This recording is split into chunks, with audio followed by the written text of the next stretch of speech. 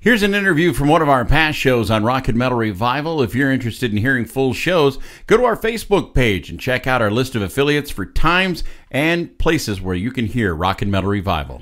There's the latest single from Blackstone Cherry. It's called Nervous, and that is the first one off their upcoming album called Screamin' at the Sky. And we want to welcome back to the show lead guitarist of Blackstone Cherry, Ben Wells. How you doing, Ben? Good, man. Thank you. How are you guys? We're doing well. And, Ben, it's been a little bit. This is the first studio album since 2021, since The Human Condition, and the first with your new bassist, Steve. Was the writing and recording for this upcoming album changed with a new member in the band? No, I mean, really, it was just, it was kind of like the chemistry had always been there. We've known Steve all of our lives. He's from the same area and always been in the same music scene. And when it came time to write this album, we purposely wanted everything to be fresh. We didn't want to dig in the well for older ideas. We wanted everything to be brand new, fresh, and everything new and exciting moving forward. So it was awesome, man. And really, it amplified because Steve is such a talented person that he brings a lot to the table. Cool. Now, your last album was a live album, and a lot of bands put out a live album so they can take a break and recharge. Did you guys get a chance to do that, or did you guys just get right to work on this? Yeah, we wrote all this record while we were on tour last year, and because we had a busy summer and we had a very busy spring and summer, and everything was written while we were on the road, which is really cool because normally we come off the road, we write. I mean, we've always written, on the road, but we have time off. And then this time was cool because we were taking that energy we were getting from playing live performances. We were bringing that right back to the bus, to the dressing room, and just putting down new ideas. So it was really cool to be in that kind of atmosphere while we were writing. And, it was a lot of fun. And we recorded the album. We did the first 6 or 7 songs in June of last year. And then we had to break it up. We went back on tour, and then we went back in and did the last half of it after the new year, which was the first time we'd ever done an album like that, like in 2 different halves. But it actually was pretty cool because it gave us time to live with the music and really digest it and figure out, okay, is this what we want to? Is this song ready? Is this sound ready? So it was a pretty cool experience. Cool. Ben, I saw that you recorded this album in the Plaza Theater in Glasgow, Kentucky. How was it different being in that theater than from being in a regular studio? And did it make it more difficult as far as the recording process goes? Not really difficult. I think it was different just because it wasn't a studio, and it's a performing arts theater. So, but we knew that room sounded good because we always do our biannual charity shows there every other December. And the room just sounds amazing. You can talk on stage without a microphone. You can hear it in the very top seat. It's just built fantastically. It was built in 1934. And so what we did was we just brought a bunch of gear, and we set it up in the basement dressing room, ran a bunch of cables up to the top, and then John Fred set his drums up on the stage and just tracked the drums to an empty theater. And it was just so thunderous and huge sounding that we just knew it was going to be great. So it was awesome, and we did the drums and guitars there, and then the bass and the vocals we did in John Fred's home studio. Oh, nice. Now, the songs on Shouting at the Sky or Screaming at the Sky are all short. They're like all under 4 minutes. Was that something you guys kind of were shooting for, like a concise, more to the point kind of song structure? As we've gotten with each album, sometimes we'll listen back to older songs or older albums and go, hey, we could have cut that shorter. Or that part right there is a little too long just to be long. I think this time we really wanted to get to the point, and we were really conscious about not letting anything run too long to where it gets boring or people get just fatigued from listening to one riff over and over again. So I think this time we were just more conscious of going, hey, let's say what we need to say, and kind of like let's get in and get out with each song. That way it doesn't leave the listener boring, There you go. You know, Ben, I've been a fan from the first album on, and I really dug into this album, getting to listen to it at least 3 or 4 times in the last couple of days leading up to this interview. And this album really seems pretty lyrically driven to me. Am I hearing that right?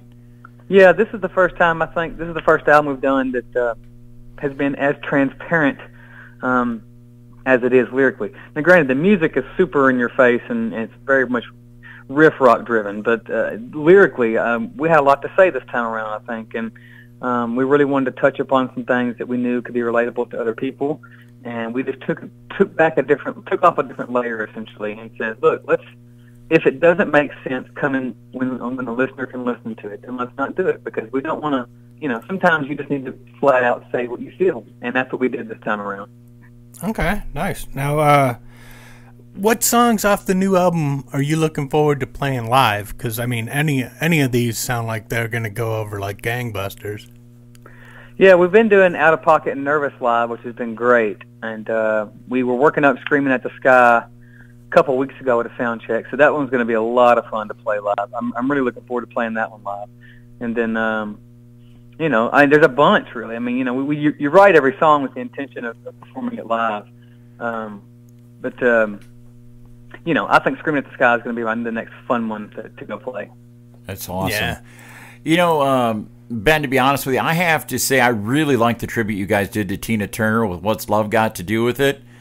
And over the years, you guys have done some great covers, like Give Me One More Reason and War and Can't You See? And what goes into deciding on what covers you guys are actually going to put on an album?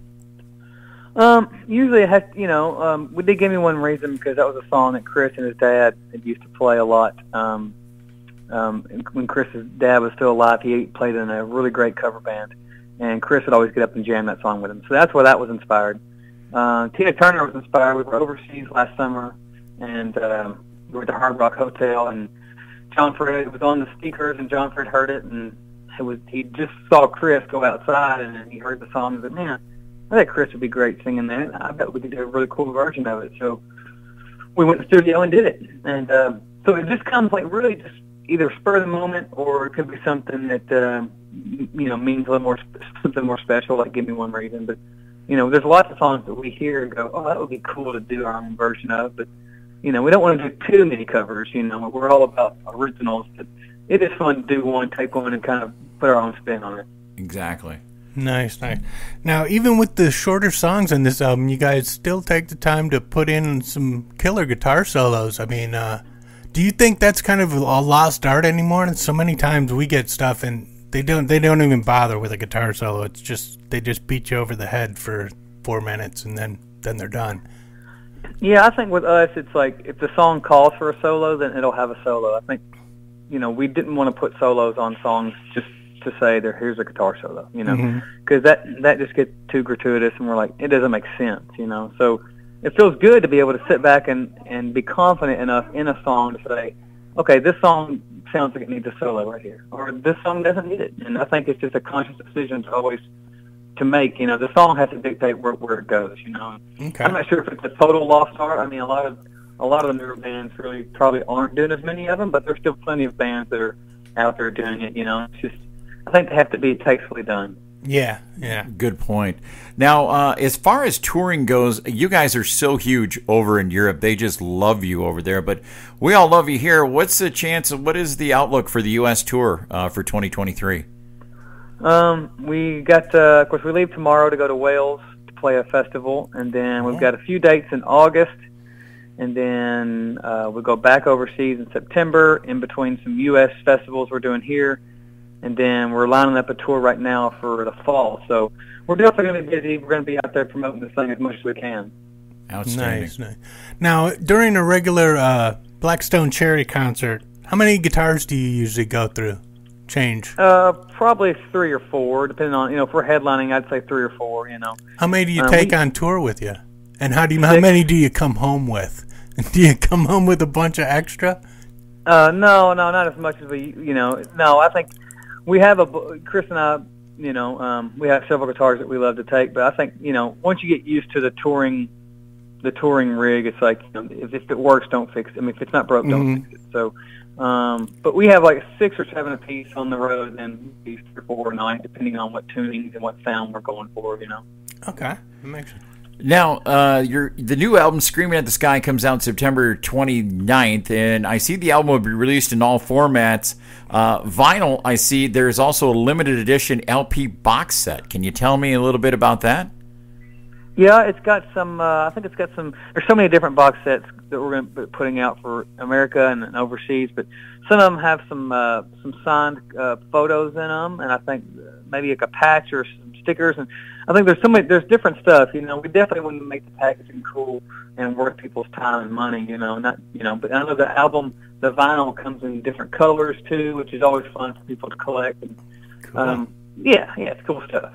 And he's got some great artwork. Who did the artwork on the cover, man? It's really cool. His name is Sam Mail. He's from overseas. He's a graphic artist, and he just knocked it out of the park. Yeah, it's really cool. Really cool. And so I got one more final, real important one.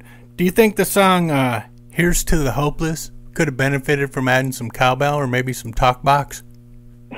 I don't know if a cowbell or talk box would have gone on that song. But maybe it didn't. All right. Well, Ben, tell everybody where they can order those special or limited edition box sets and get the new album pre-ordered, and where you can just get Blackstone Cherry music. Everything will be at blackstonecherry.com. We try to have everything funnel through our main website, so it's easy. And of course, it's posted all over our social medias as well. And we're always keeping people up to date on where and when they can get anything new DSC related. Cool. All right. Cool. Well, Ben, it's always a pleasure, and you've been a guest on this show so many times. We really appreciate your time today, and definitely want to wish you the best with this new album and hope to see you out on the road later this fall. Thank you, guys. I really appreciate your support.